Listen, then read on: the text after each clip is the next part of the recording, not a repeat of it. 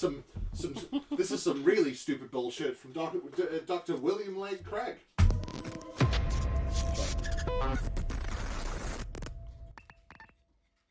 With respect to discerning elements that are figurative, in my response to the article in First Things, I list 3 criteria that can help us to spot figurative language. Lies, lies, and more lies, and lies on top of lies. One would be when the story contradicts the Pentateuchal author's own beliefs. Who wrote the Pentateuch? Was it divinely inspired by any chance? No, that's not what I'm asking. Who wrote the Pentateuch? I don't know. Exactly. Neither does he. No one knows. So, how can this old dickhead, right, pretend to know what goes against what the authors believed? He doesn't know who the authors are, so he doesn't know what their beliefs are. He doesn't know what their intentions were, and he doesn't know what they meant. Because this dickhead isn't living in fucking, pre-Roman, pre-Assyrian fucking Judea, right? Writing shit and living in that society and seeing how that society lived in the context of all that. He doesn't know any of it, right? So what he means is, hey, I think it means this, right? And I think the purpose of all this means this. So, if this doesn't comport with what I believe, well, then it's figurative, and then we can take a figurative meaning from what it says, because it doesn't agree with what I think. Because he doesn't fucking know who wrote it. I don't know who wrote it. Nobody does. Anybody who knows who wrote all these things have literally been dead for millennia. Nobody knows. Wow. So he has to make an assumption. Of course he does. Because that's all religion is. Is it a series of assumptions on a book that wasn't written for them, right? Thousands of years after the fact. And it's all post hoc rationalizations by people who live in differing societies that still want to believe in that religion. So when something in their holy text doesn't comport with what they believe in their modern society of whatever age they live in, well then that of course must be figurative, and we're supposed to figure out its secret meaning. What the Bible means to say, yeah. What the Bible means to say. Now that's a good book. Because, well, it's different now, isn't it? Yeah. It's not that like a lot of the events that have been supposedly happened that were in the Bible didn't happen and we proved it. It's not that. Nothing like that. No. It's figurative because. Yeah. And the example I give is the anthropomorphic descriptions of God in Genesis 2 and 3. So because God has a physical body and walks like a person, because that's what early gods did, and the idea of God not having that kind of body slowly deteriorated over time. So that must be figurative. I mean, so it's figurative when Jacob wrestles God for an entire night. The foundation of your book, basically, the first chapter, opening chapter, is figurative. He said 2 and 3. So let's go off what he said and not make it up. Yeah, so Genesis 2 and 3, completely figurative, right at the beginning. Yeah, because God has a body and he walks around and he acts like a person. But he does that in many other parts. Like, Moses on top of Sinai and says, hey God, I want to see you. So God makes him stand behind a rock and then walks with his back towards him, and he sees a person walking away. There's other parts of the Bible where God is totally anthropomorphized. But because he wants to push the notion that God is immaterial and unknowing and above everything, right, and doesn't have the kind of existence that we would think of as a normal existence, right? So it must be figurative. It doesn't matter that his book says that he created us in the image of him, which means we look like him. So we should be immaterial. Well, no, it's not just that. It's the fact that if we look like him, then he looks like us. I don't understand how we can take that figuratively to mean something different. well, grasping at straws to try and figure out a way to make it make sense when it doesn't.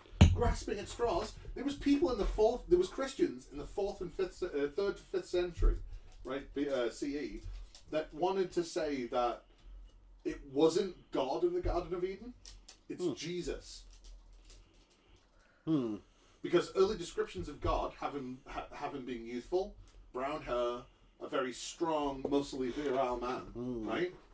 Whereas later descriptions started taking the Zeus type sort of thing. He's the old white-robed man on high, right? Weird how that started to happen after Alexander took over. It's weird how God changes depending on who's in control. Yeah. Yeah. You know what I mean? So let's go on to his second fine tip for spotting figurative language in Genesis, shall we? The second one would be when the story flagrantly violates common sense and what was common knowledge at the time. And the examples I give would be having sunset and sunrise prior to the creation of the sun. Lies. Or that the primordial waters could all drain away in just 24 hours. Lies. Or that the earth could bring forth fruit trees bearing fruit in 24 hours. And more lies, and lies on top of lies. What the Bible means to say, yeah. What the Bible means to say. Now that's a good book. So, anytime God does something miraculous, that's figurative. Lies. Well, it has to be if it goes against the physical nature of the world.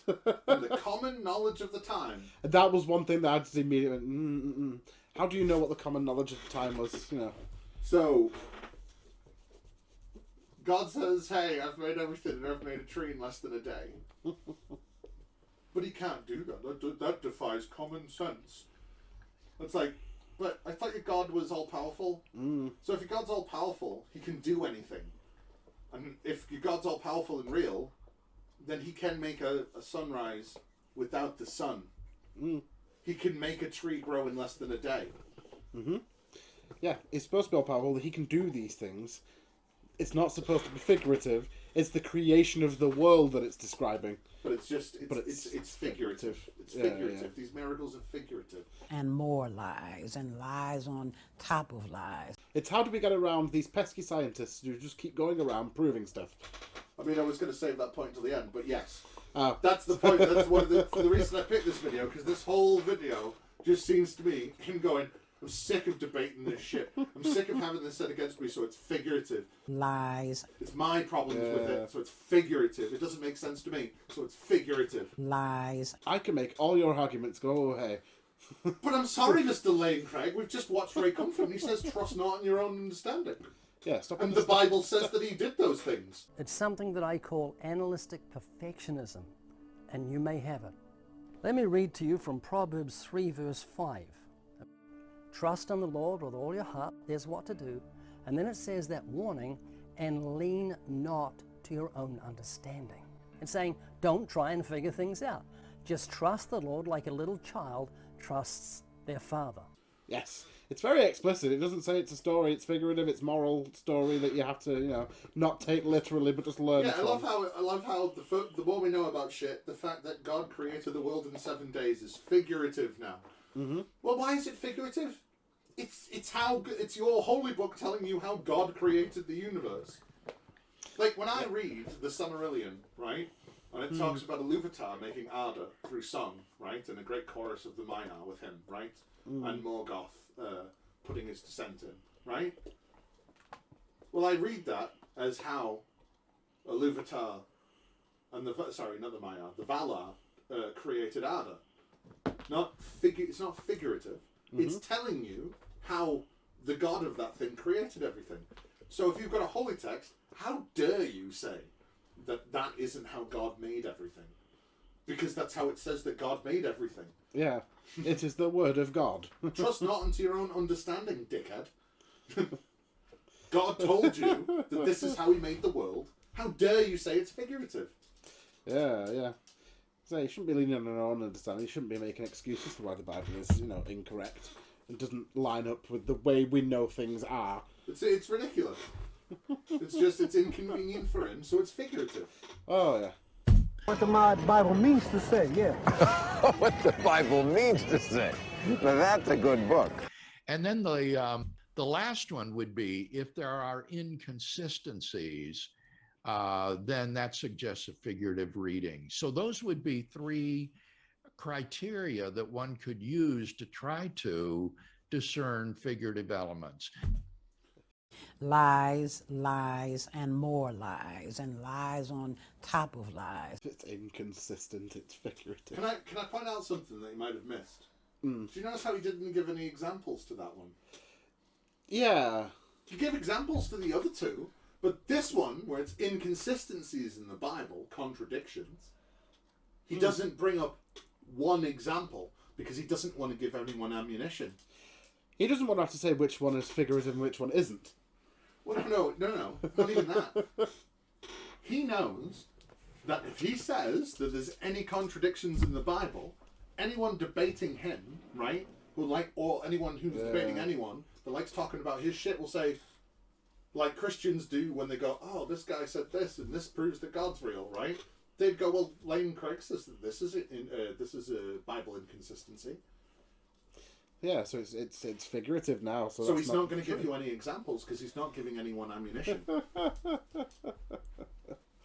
also, well, if the Bible's wrong, then it's, Yeah, if it's wrong, it don't matter. It's a story. Figurative, and we just have to figure out why there's a logical inconsistency in it.